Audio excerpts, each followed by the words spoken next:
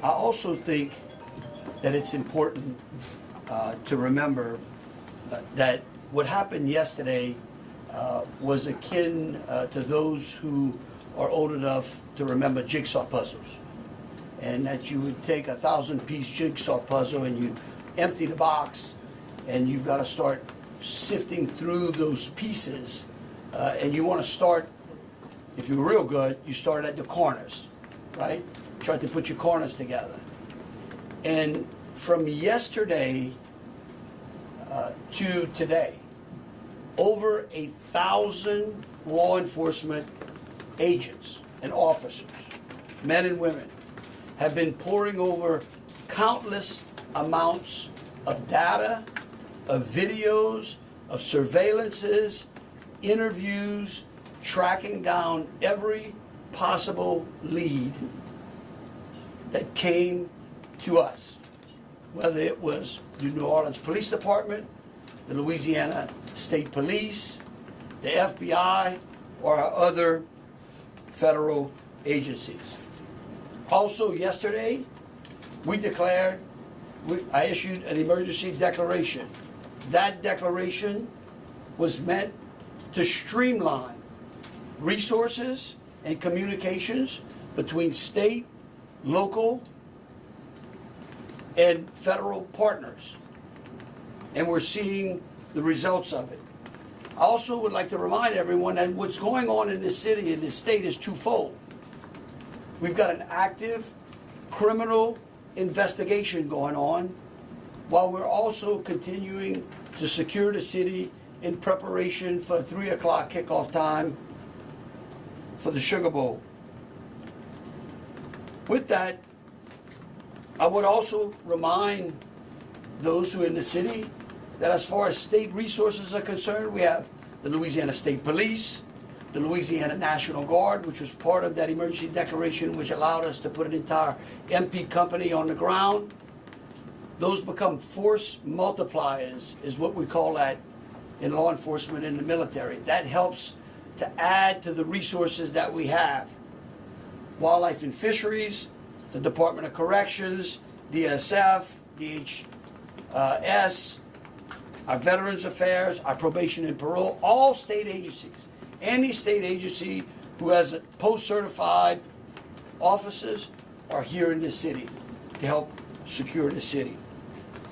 And so with that, I would like to turn it over to Christopher Rea, who is the Deputy Assistant Director of the FBI's Counter Terrorism Division. Chris? Thank you, Governor Landry.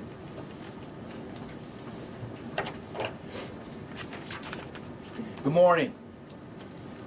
I am FBI Deputy Assistant Director Christopher Rea. I'm from our Counterterrorism Division at headquarters.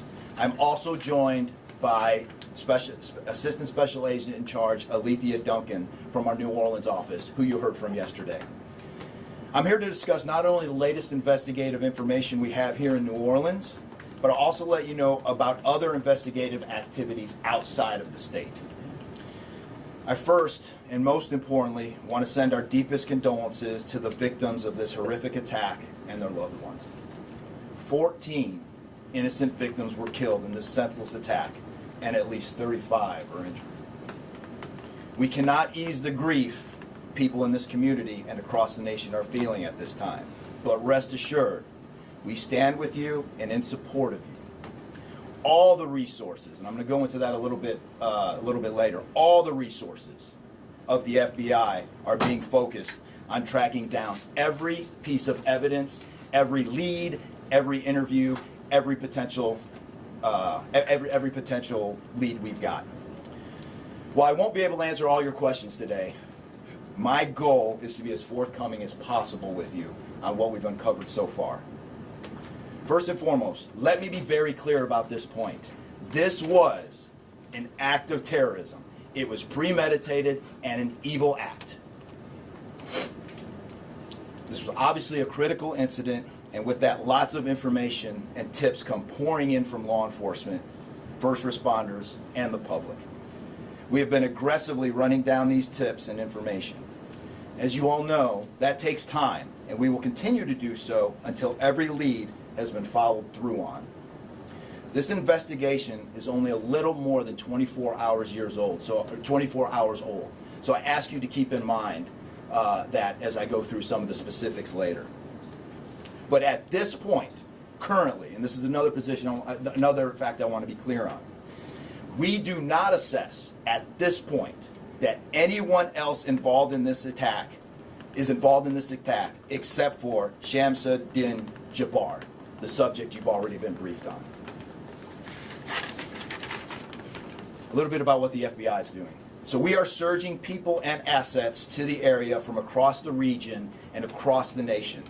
Special agents in multiple field offices across the country have been deployed and are assisting with potential aspects of this investigation and following up on every lead. Additional teams of special agents, professional staff, and victim specialists continue to arrive to provide more investigative power and assistance to the victims and their families. We have also forward deployed a number of our critical incident response group assets, including members of our hostage rescue team, special agent bomb technicians, and crisis management coordinators. In addition, we have deployed more evidence response technicians to continue to process the various scenes that we have. So far, we have received just over 400 tips from the public, and that information is being followed up on both here in New Orleans and across the country. Some of the tips are here in New Orleans, and there are other tips in other states across the country that we are following up on. The FBI team and our law enforcement partners here are also reviewing hundreds of hours of surveillance and other video from both the French Quarter and other locations.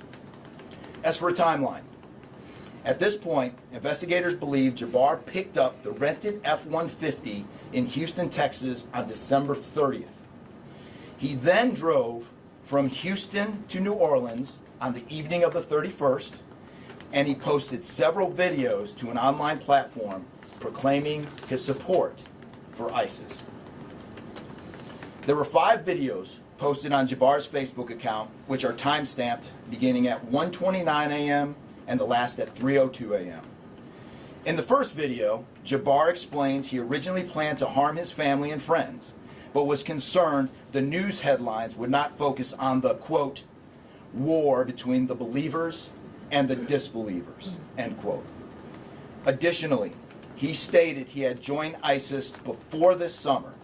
He also provided a will and testament.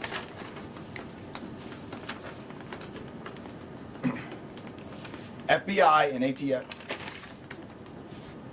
FBI, we have a couple different scenes at the location. We have released the scene at Bourbon Street. That scene has been released. We also have a scene off of Mandeville Address, where we are currently searching that scene right now. FBI and ATF agents have secured that house, and that location is being searched for potential evidence. On New Year's morning, Jabbar opened fire after ramming through a blocked-off area of Bourbon Street, used his truck as a weapon to run over the victims. Teams of specially trained victim specialists, again, as I said, are on the ground here in New Orleans, assisting survivors of the attack and loved ones of the deceased. We do not believe the public is in any danger around any of these locations. 3 phones linked to Jabbar have been recovered, and digital media exploitation is a priority to see what is on the devices and determine if there are any other potential leads. Additionally, we have recovered 2 laptops and are currently reviewing them for any potential leads. Those laptops were recovered at the Mandeville address. Evidence technicians will also be going over the F-150 truck Jabbar was driving. As you know, we recovered an ISIS flag from the back of the vehicle. Jabbar declared his support for the terrorist group on social media, as I stated before, as he made his way to New Orleans. FBI bomb technicians also recovered 2 IEDs in coolers one from the cross-section of Bourbon and Orleans Street, and the second at an intersection approximately 2 blocks away. There were multiple reports of other devices. Those reports turned out to be misinformation or not actual functioning devices. Those are the only 2 devices that we've been able to recover that were functional. Both devices were rendered safe on scene. We did obtain surveillance footage showing Jabbar placing the devices where they were found.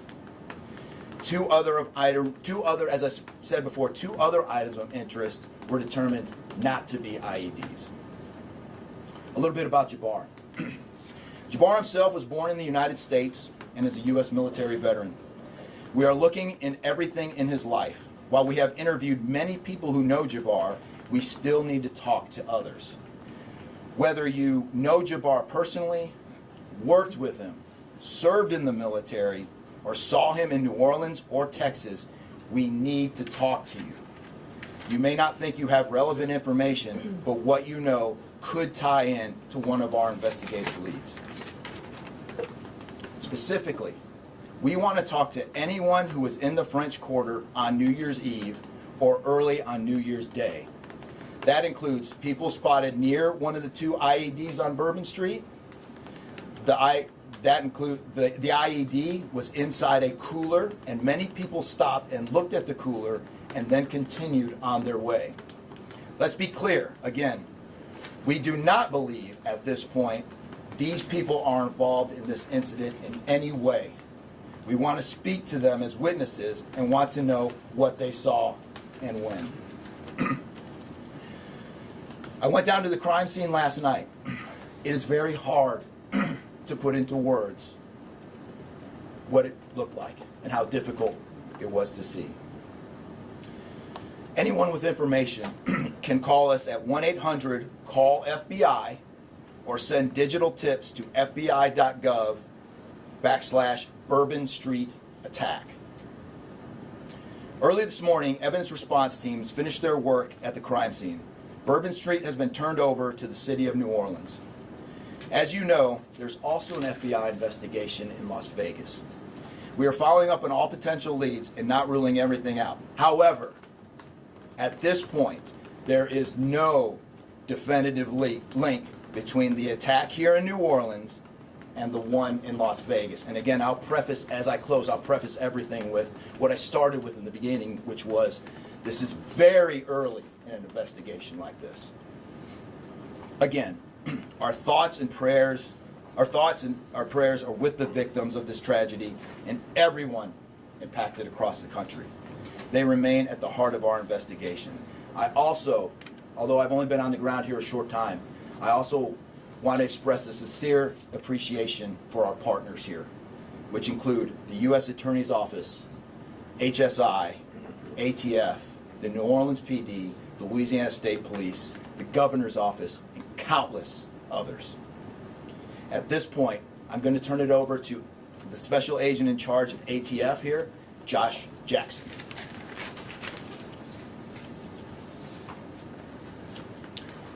Hey, good afternoon. As stated, my name is Joshua Jackson. I am the Special Agent in charge for the ATF New Orleans Field Division.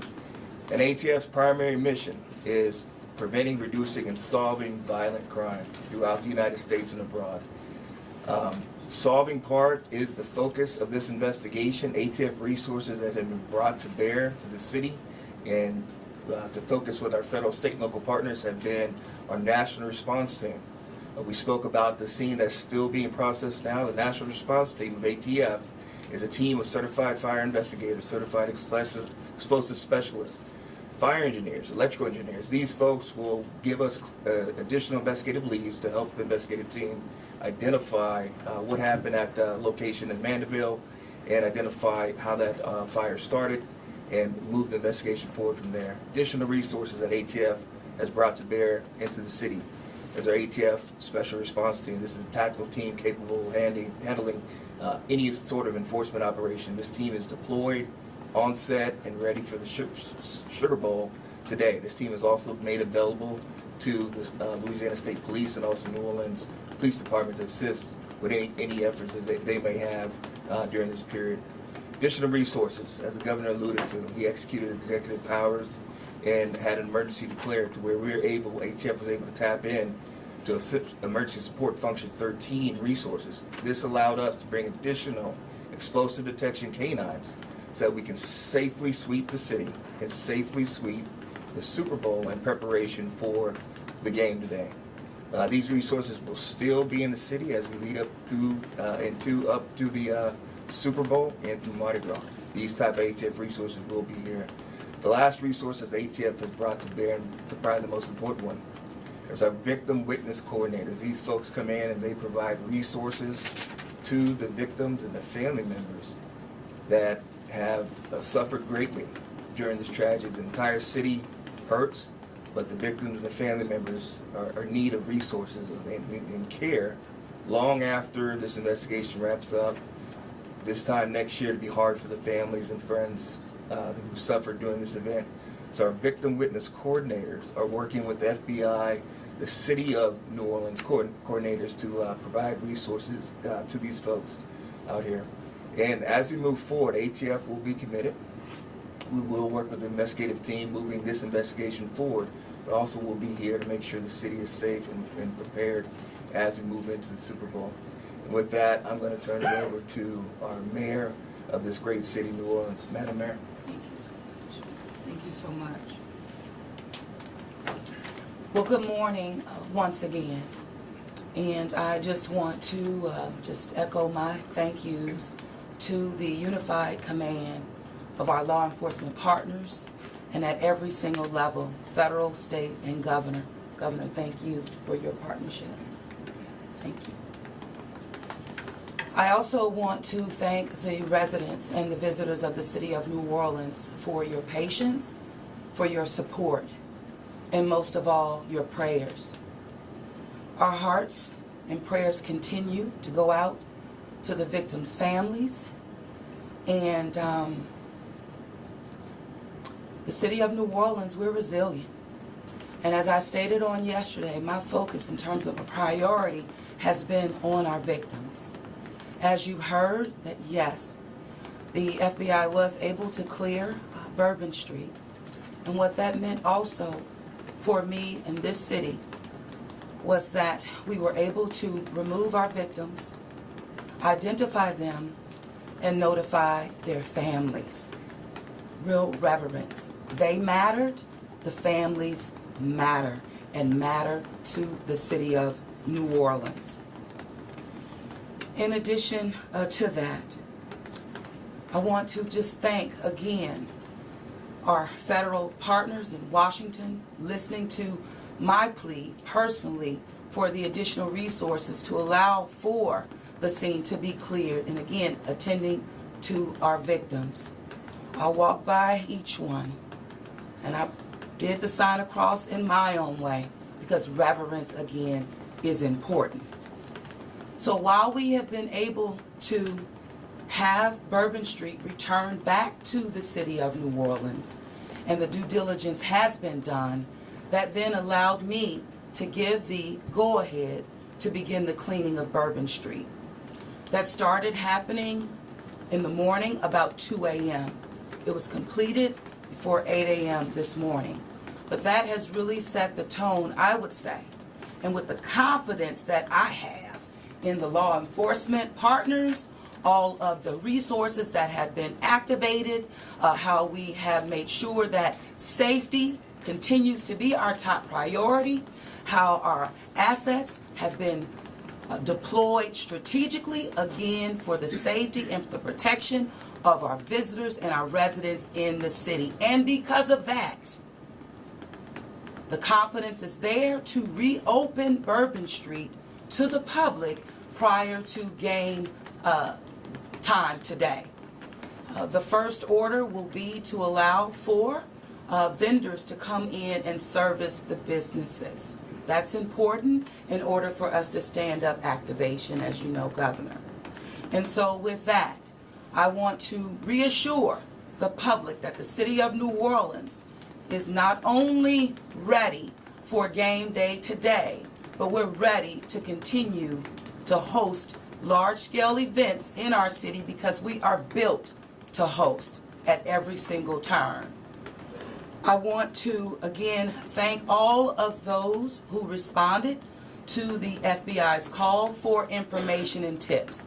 As you heard, that has been useful. Continue to do that. The investigation is still active and absolutely under the FBI's leadership.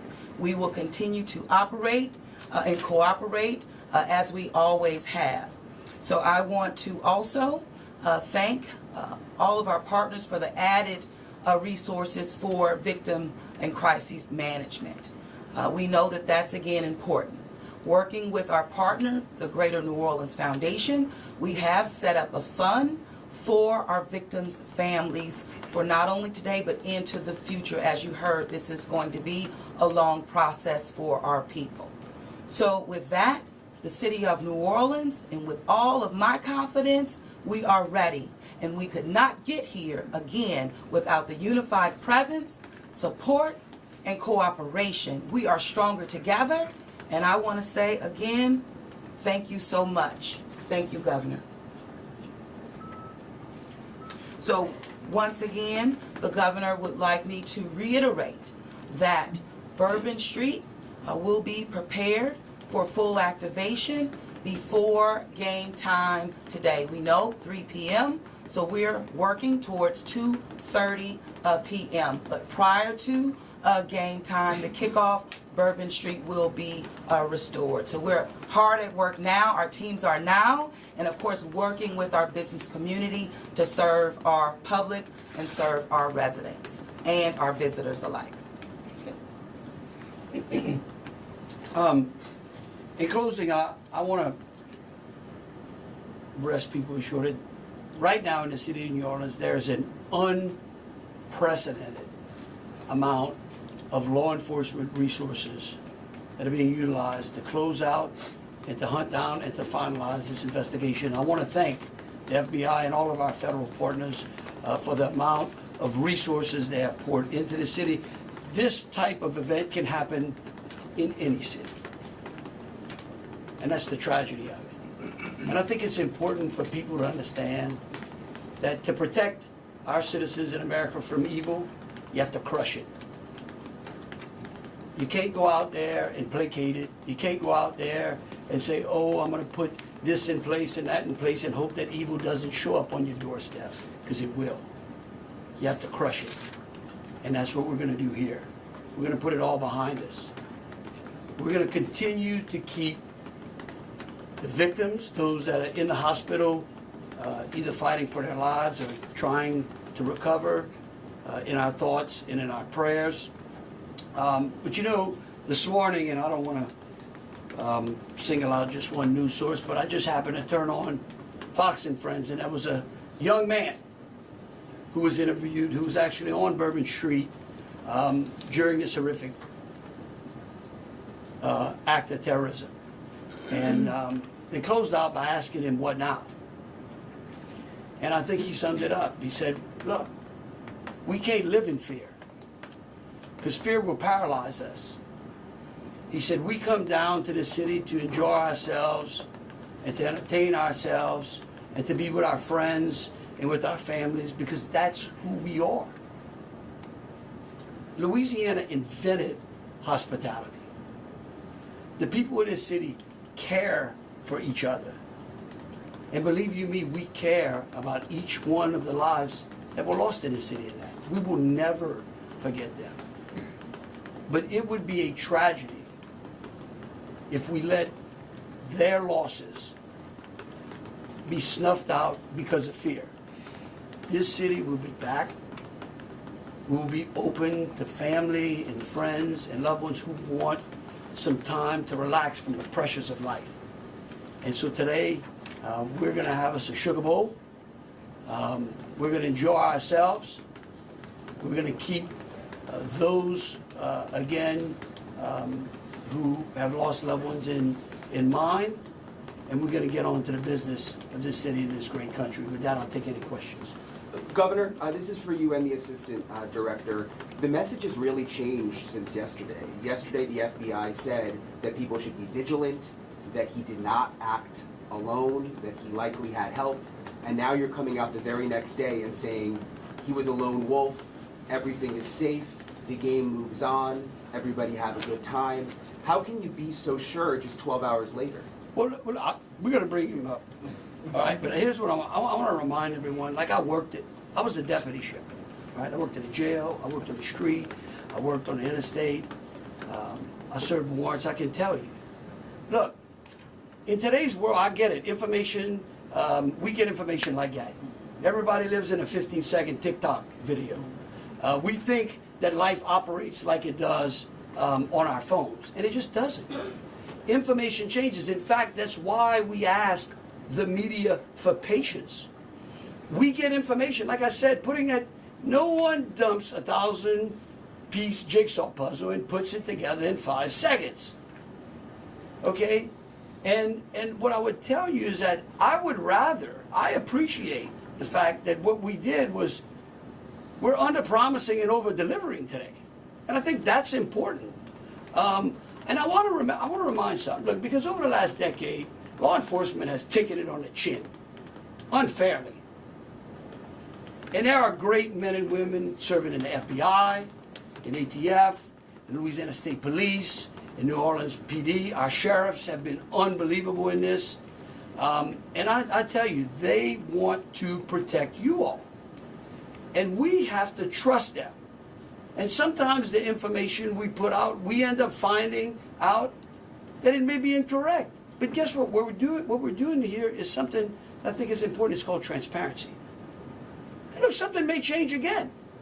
Here's what I do know, though. Right now, this is one of the safest places on earth. That doesn't mean that nothing can't happen. Thank you, Governor. And to echo exactly, I think the Governor put it eloquently, as can be said. In a lot of these instances, I also had the opportunity to play a boss bomb, and I will tell you this is almost carbon copy to boss bomb as far as the inaccurate reporting that comes up. And what the Governor said is we want to be transparent with the public. Years of the FBI not being transparent, we're being as transparent as we possibly can. And unfortunately, as we're being transparent, unfortunately for that, there is some information that we have to go back and recorrect. And in this particular incident, you heard the resources that we brought, that the other state and locals have brought. We've had 24 hours now to go through media, to go through phones, to interview people, to analyze those videos, analyze other databases. And after all of that, there's been hundreds and hundreds of leads done just in 24 hours. We're confident at this point that there's no accomplices. And I'll give you an idea of how that information sometimes, a lot of the early reports came out that there were extra people that were setting the coolers down, right? It turns out those were just patrons on the street that were looking inside the coolers, right? We didn't know that at first, so we had to kind of track all that down and put that to rest. So that's just an example, one of the pieces of information, but there were other pieces of information that after we got our feet under us a little bit and on the ground here, we were able to put together a much more accurate picture of the subject and his attention. Just one follow-up. What's the suspect The wearing? updated death toll, we just wanted to double check that, Yes. so 14, not 15? Sorry, sir. 14, and then the shooter himself would be 15 total, to include the shooter. And to Was clarify, the terrorist wearing a the suicide IEDs, vest? the That's my follow-up. IEDs, were the IEDs pipe bombs, and have you discovered a remote detonator anywhere? And when you said that you have surveillance footage of the suspect planting those IEDs, what time roughly were they planted? Yeah, those roughly a couple hours. I don't have the exact times in front of me. A couple hours prior to the Before midnight, after, attack. you know, if it Probably after midnight. After I want to say 1 or 2 in the morning, So but I he can't. left the area and came back. Correct. That's our assumption now. I mean, we still have a lot to work through. We're getting more surveillance video and everything else, but that's the assumption. Was he wearing a suicide vest? Were there sweeps being done on Bourbon Street? Would there have been canines out on New Year's Eve? Would there have been bomb sweeps done? Look, I as part of think- the regular I think- precautions. Let me just say this, and either Joe or Rob will correct me. Look, a bomb dog doesn't operate like a drug dog, right? On Bourbon Street, there's a lot of senses, right? A lot of smells. I don't think you can run a bomb dog down Bourbon Street with thousands of people there and be able to sniff out a bomb. What we've been doing, what they have been doing, it's certainly a complete sweep of the quarter because of the limited amount of traffic that's been out there. Let me just say this. I think this may help. It would be my hope that as some additional time goes through, maybe closer to maybe the beginning of next week, we will, if we've got it to what extent buttoned up as we could, I would work with the FBI and the city, and maybe we can come up with a timeline to be able to get you those informations, kind of walk everyone through from day one through. I think it's extremely premature, and you're really putting us on some speculative grounds to ask some of those questions, because again, it's only been 24 hours. I mean, can you imagine how far we've come in 24 hours?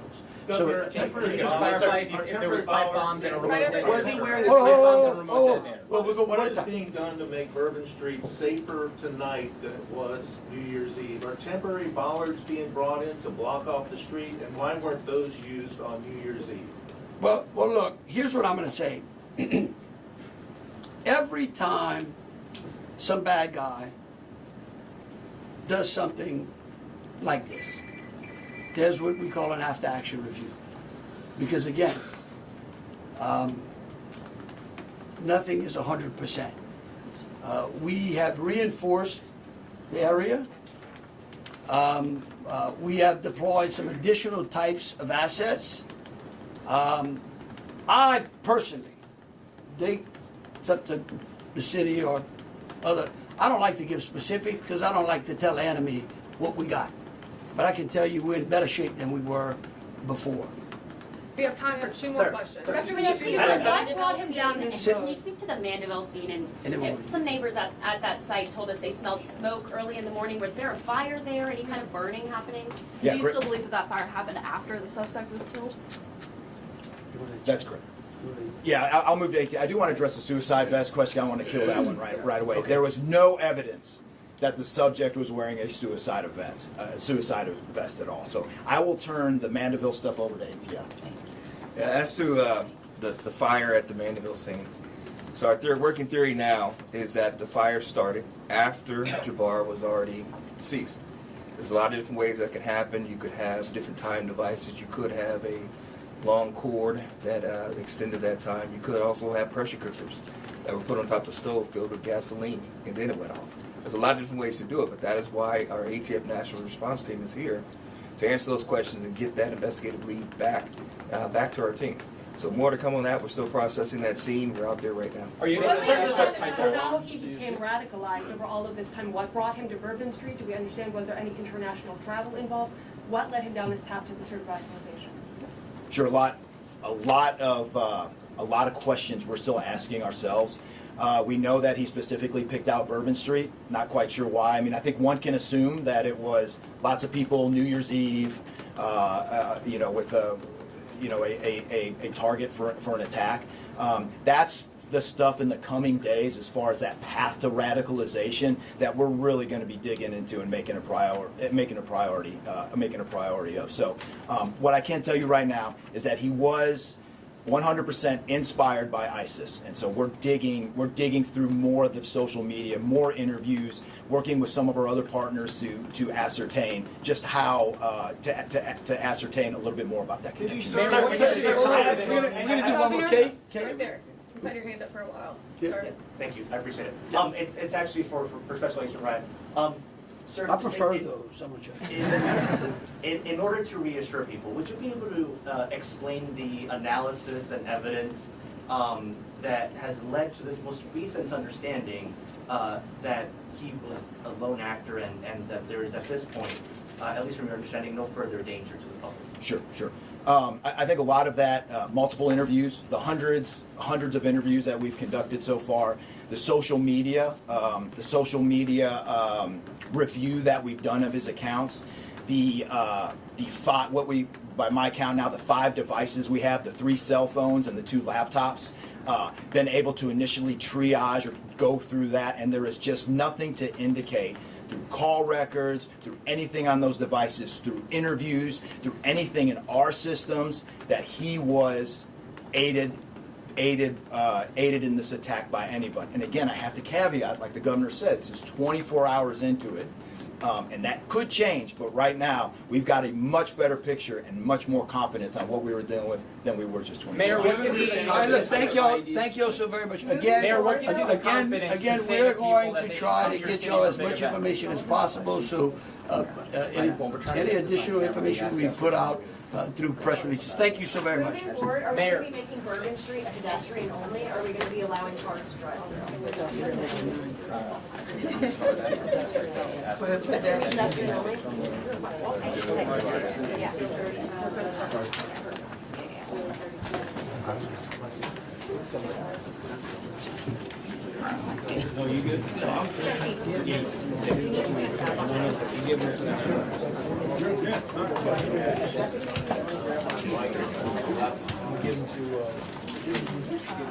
On the stand or not?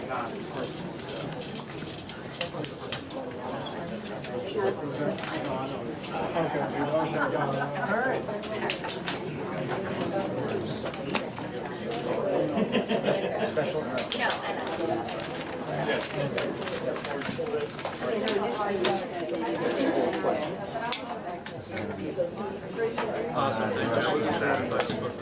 Ebenezer, we gotta do our live shot of